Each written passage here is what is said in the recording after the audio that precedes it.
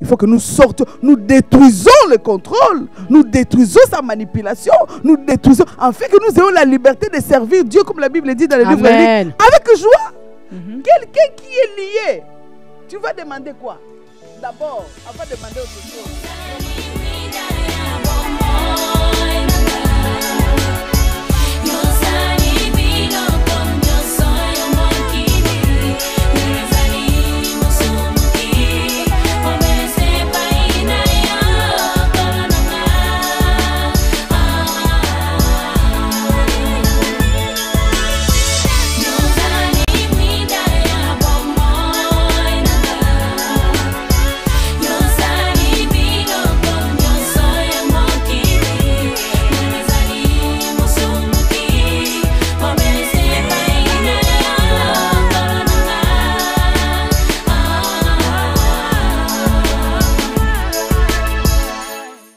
Bonjour bien-aimés dans le Seigneur, que Dieu vous bénisse. Merci encore de nous retrouver sur notre plateau de l'émission Femmes pleines de gloire.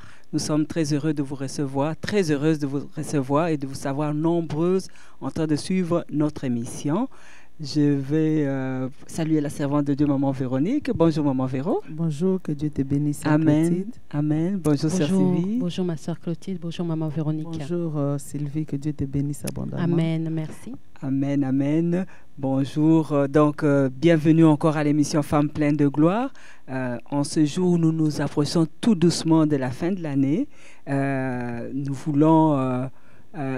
réservons des petites surprises.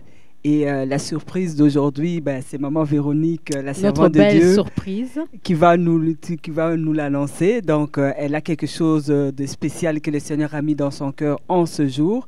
Alors, Maman Véronique... Mais moi, j'avais une question, Maman Véronique. Déjà? Oui, non, parce qu'on est toujours sur notre thème, le mystère du sexe. Donc, on souhaitait savoir, on souhaiterait savoir si on va encore continuer dans ce thème, parce que nous, on estime que le thème, on n'a pas encore fini de pouvoir explorer, avoir des informations sur ce thème. Est-ce qu'on reste encore sur le mystère du sexe, Maman Véronique? Merci pour la question. Avant que je commence à répondre à cette bonne question, je voulais profiter pour saluer les internautes qui sont fidèles à cette émission Femmes pleines de gloire. Vraiment que le Dieu que nous servons, que nous présentons sur ce plateau, le Dieu de la Bible, le Dieu des serviteurs de Dieu, le Dieu des envoyés de Dieu, le Dieu d'Israël, le Dieu d'Abraham, le Dieu d'Isaac, l'unique Dieu véritable, Jésus, qu'il vous visite, comme notre sœur Clotilde vient de dire, que nous approchons tout doucement à la fin de l'année. C'est vraiment une grâce pour toi et moi que nous soyons en ces temps et que nous ayons aussi le privilège de suivre une émission qui est venue au moment de Dieu. Amen. Je suivais les témoignages d'une servante de Dieu et elle a dit les choses qu'elle vivait dans sa vie. Donc, elle avait des questionnements par rapport à ces choses-là, mais elle a passé le temps dans l'église sans être enseignée de ces choses-là. Mais quand elle commençait à vivre ça, elle se disait que je dise à quoi, à qui, parce que ce sont des choses où on n'enseigne pas à l'église, où on ne parle pas à l'église. Elle était comme gênée. Mais quand elle a suivi l'émission, elle a vu, quelque part on parle des choses cachées, des choses qui sont comme, on peut dire, honteuses. À dire clairement, et cette émission parle de ça. Quand elle m'a parlé, elle a dit tout ça se règle avec Dieu. Amen, ça amen. se règle avec Dieu. Et avec Dieu, si on le cherche, on le trouve. Quand elle s'est mise à prier, c'est là où elle a vécu sa délivrance. Ça m'a fait tellement du bien que nous sommes là pour apporter la solution, pour apporter la guérison, la restauration dans la vie des gens.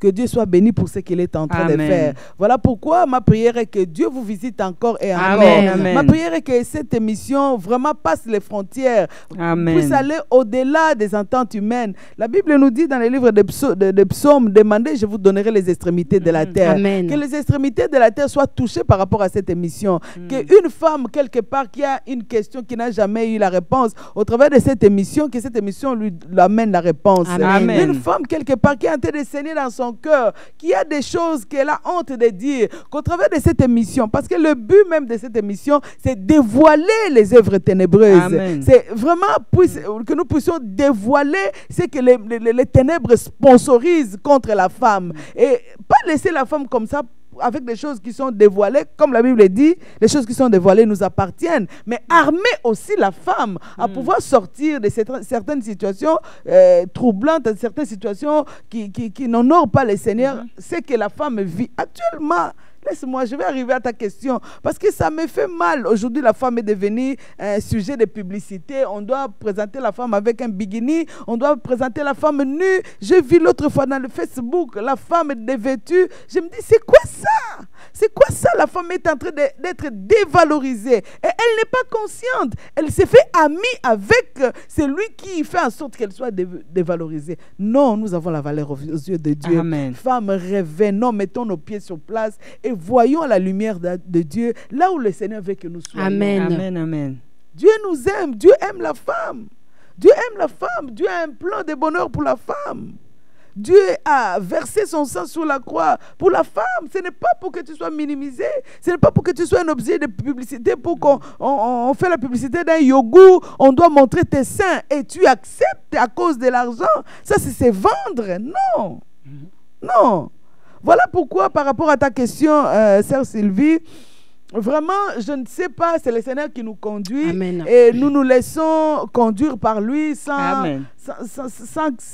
poser des questions. Amen. Par rapport aux questions que nous recevons, c'est là où nous allons vouloir sortir ou arrêter. Mais jusqu'à date, on reçoit encore des questions et des questions. Amen. C'est pourquoi nous tardons là. Nous comprenons qu'il y a un problème. Il y a un besoin. Et alors, le besoin là, si ce n'est pas faut encore le combler. clarifié, s'il n'est pas comblé, s'il n'est pas satisfait, ça ne sert à rien que nous puissions aller Avancer. sans que la situation soit réglée. Amen. Vraiment, Amen. c'est pourquoi ma prière, quand je me mets au devant du Seigneur, je crie jour et nuit que le Seigneur nous aide à être libérés de ce qui nous Amen. de toutes les situations qui nous entourent, qui sont contraires à sa volonté.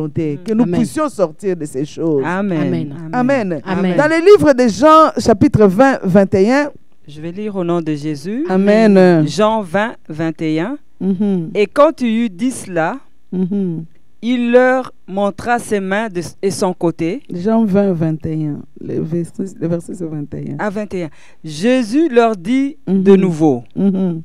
la paix soit avec vous. Donc la deuxième fois, Jésus leur dit que la paix soit avec vous. Comme le Père m'a envoyé, Mhm. moi aussi je vous envoie. Amen. Amen. J'aime beaucoup ce verset de la Bible. La Bible dit, ça c'est Jésus qui dit que comme mon Père m'a envoyé, moi aussi je vous envoie. Femme, toi aussi tu es envoyée. Tu es envoyée. Mais Jésus nous envoie où? Jésus nous envoie à faire une mission qui n'est pas facile de le faire sans lui. Il faut que ce que nous faisions, nous le faisions avec lui et pour la gloire de lui. Amen. Jésus nous envoie, dis-moi, Jésus nous envoie sur un terrain miné. La Bible dit que le monde est sous l'emprise de la puissance du ténèbre. Amen. Donc le monde est dirigé par le mal. Et sur ce terrain-là que Jésus nous envoie. Bien aimé, quand on t'envoie sur un terrain là où il y a opposition, ça signifie quoi? Qu'il y aura combat. Qu'il y aura combat. C'est-à-dire que le christianisme n'est pas un songe. Le christianisme n'est pas une histoire. Le christianisme, c'est le combat. C'est le combat. Jésus nous envoie. La Bible me dit un jour, Jésus a rencontré Paul. Quand il a rencontré Paul, il dit, c'est moi Jésus. Moi, je voulais t'envoyer. Mais là où moi je t'envoie, c'est au milieu des gens que j'étais choisi et au milieu des païens, pour que tu puisses aller vers eux, pour que tu puisses leur ouvrir les yeux. Quand ils auront les yeux ouverts, c'est alors qu'ils passeront de la puissance du ténèbre à la puissance de Dieu, du ténèbre à la lumière. Pour qu'il y ait ce passage de la lumière, du ténèbre à la lumière, il faut d'abord que les yeux soient ouverts. Amen.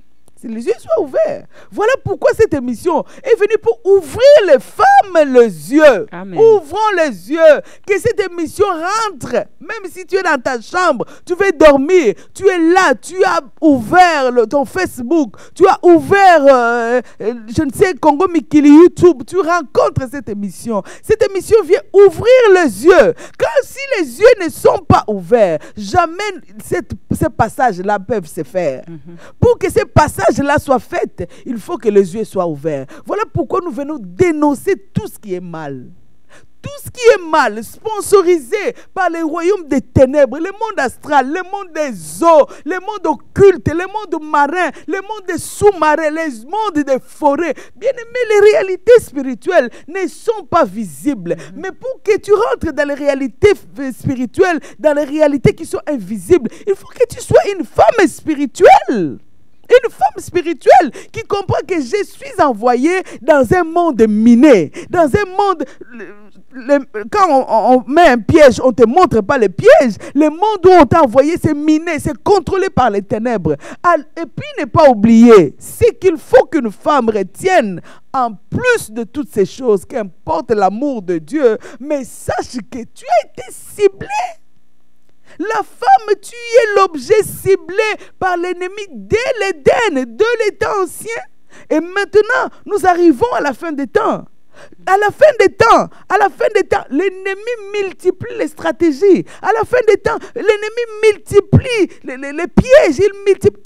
Il se déguise. Il change de personnalité. Il se transforme en ange de lumière. Tout ça, pourquoi? Pour la destruction de la femme. Voilà pourquoi, toi, femme pleine de gloire, mon exhortation ce matin, ce midi, est que tes yeux soient ouverts. Amen. Et que tu comprennes que l'ennemi ne t'aime pas. Si tu te fais ami de ton ennemi, qu'est-ce que tu attends? Tu te fais toi-même ami de ton ennemi. Qu'est-ce que tu attends? Mais la mort. Est-ce que tu attends quoi? Mais pourquoi tu vas vouloir être ami de ton ennemi, de ton ennemi? La femme pleine de gloire est distraite. C'est pourquoi nous devons allumer le feu de la prière dans nos vies. Enlever toute espèce de forme de distraction. Que nous devenions les femmes spirituelles qui comprennent les choses. Bien-aimés dans le Seigneur, je voulais dire une chose. La Bible nous dit ceci. Maman Véronique, oui. Moi j'avais une question par rapport à ça. Notre Dieu est un Dieu d'amour. Amen. Est-ce que les servantes de Dieu que vous êtes, est-ce que vous ne prônez pas la violence? Vous ne mettez pas en avant plus la violence? Pourquoi est-ce qu'on doit, notre mission, que Dieu nous a envoyé en mission, de faire passer des ténèbres à la lumière? Est-ce que ça doit passer par un combat? Est-ce que ce n'est pas pacifique? Parce que la femme pleine de gloire qui nous suit ne comprend pas pourquoi est-ce qu'on met toujours en avant la violence, le combat, le feu. Ça, notre Dieu est un Dieu d'amour. Wow. Il parle de paix. Mais pourquoi les serviteurs de Dieu, les servantes de Dieu, vous y compris, vous mettez en avant le combat, le feu, le Amen. Feu. Amen. Ça, c'est très... Nous allons dans la Bible. Prenons 1 Roi 22. On va lire juste le verset premier. 1 Roi 22. On va lire juste le verset. On peut lire jusqu'au verset 3. 1 à 3. Toi qui as posé la question, je sais bien pour toi de lire. 1 Roi, chapitre 22, de verset 1 à 3. Tu nous parles d'un Dieu pacifique, modéré. Amen. On resta 3 ans sans qu'il y ait eu guerre dans la Syrie, entre la Syrie et Israël. On dit, même la Bible souligne, la Bible s'étonne. Hein? Dieu s'étonne. 3 ans sans guerre. C'est anormal. La Bible trouve anormal qu'on ait resté 3 ans sans qu'il y ait guerre. La vie chrétienne, c'est la vie des combattants. La vie chrétienne, c'est la vie des combattantes. C'est ça la vie chrétienne. 3 ans sans qu'il y ait guerre, la Bible souligne ça. Pourquoi la Bible doit souligner? On devait rester éternellement sans guerre. Mais la Bible souligne même le nombre des années. Ça signifie que la Bible trouve ça anormal qu'il y ait 3 ans. Ma fille Sylvie, je voulais te dire, si tu veux céder ta vie au diable, tu n'as pas besoin de guerre. Les femmes qui ont cédé leur vie, qui ont cédé leur mariage, qui ont cédé leurs enfants, qui ont cédé tous deux au diable, ils n'ont pas besoin de guerre. Parce qu'il appartient au diable. Mais celui qui veut vivre la vie autre, la volonté de Dieu, le bienfait de Dieu, l'amour de Dieu en soi, si tu veux le vivre, les promesses de Dieu, tu es appelé à être une combattante, à être une guerrière. Moi, j'aime le terme guerrière. J'aime moins le terme soldat.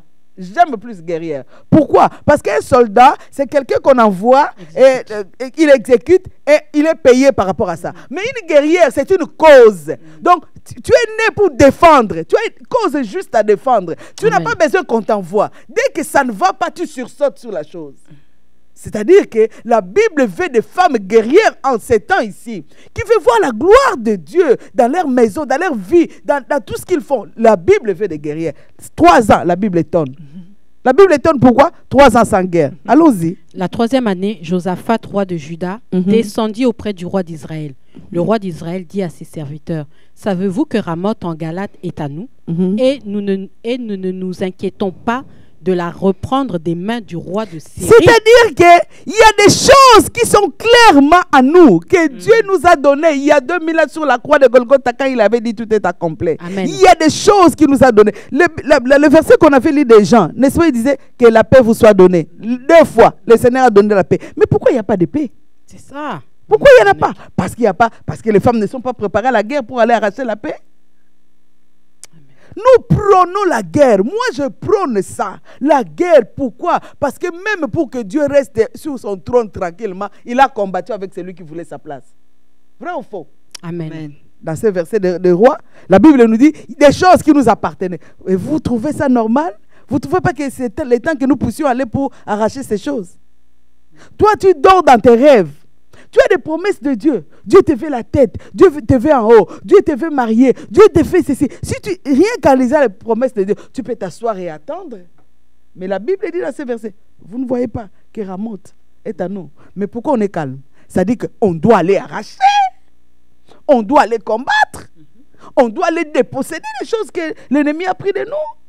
On va aller, si on ne fait pas ça, bien aimé, on risque de dire que Dieu n'est pas Dieu. Dieu est Dieu. Amen. Dieu est un Dieu de Amen. combat. Amen. Dieu est un Dieu de combat. C'est Amen. pourquoi dans tes rêves, tu rêves mal. Tu te lèves, dis merci Seigneur. Je pouvais mourir dans ces rêves.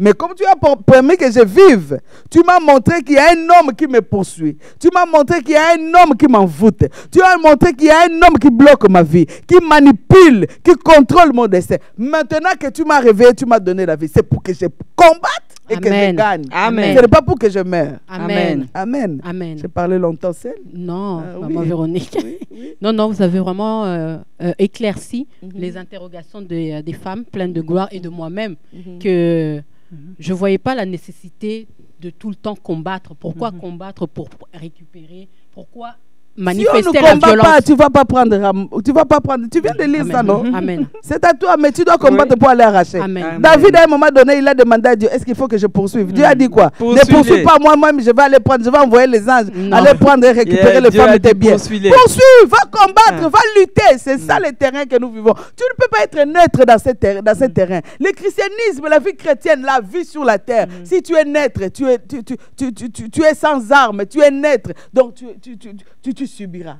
Amen. Pour ne pas subir, il faut combattre. Amen. Il faut lutter. Amen. Même pour aller aux études, il faut lutter, non? Il faut lutter. Tu n'étudies pas. Est-ce que le Seigneur va te donner l'intelligence parce que tu es son enfant? Non. Il faut lutter, Amen. étudier, te sacrifier. C'est ça la vie sur la terre. Amen. Sans cela, il n'y a pas de victoire. Amen. Amen. C'est là, il n'y a pas de victoire. C'est pourquoi il y a certaines femmes où le Seigneur a béni avec des mariages heureux, avec des enfants et tout. Mais l'ennemi vient, il utilise, il saccage, il fait ce qu'il veut. Mais parce qu'il n'y a pas de vie de combat, et l'ennemi prend tout ce qui était à ta possession. Il n'a pas droit. Tu ne lui donnes pas droit. La femme qui était amie avec son ami, ils accouchent. Le matin, comme ça, il dit, regarde, je constate que cette situation n'est pas mienne. Je constate que ce n'est pas mon bébé. Quand bien même son visage est changé, mais ce n'est pas lui. Qu'est-ce qu'il a fait? Il a dit, je laisse. Je ne soupçonne pas mon amie. Non. Ça ne peut pas être elle. Parce qu'elle m'a aidé quand j'étais aux études. Elle a fait ceci. Il a dit, non, la vie sur la terre et le cœur de l'homme est méchant. Il faut que je vérifie cet enfant-là. Est-ce que cette femme n'a pas changé? Il a vérifié.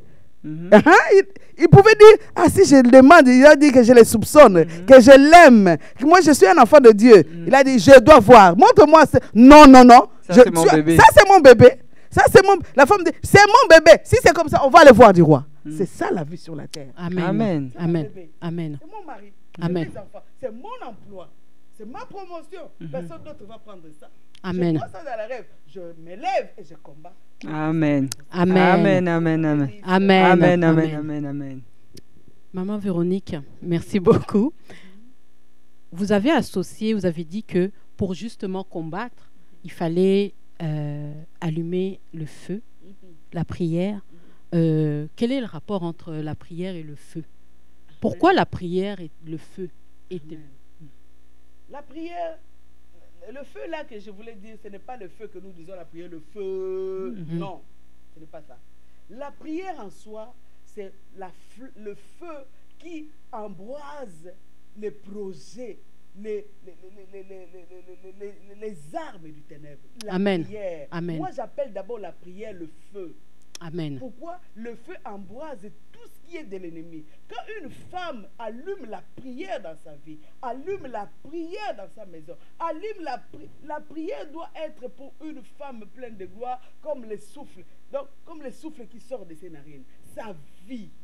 Une femme qui s'allume, qui allume le feu de la prière, c'est une femme, qu'importe l'état, marchera dans la victoire. Amen. Marchera dans sa destinée. Amen.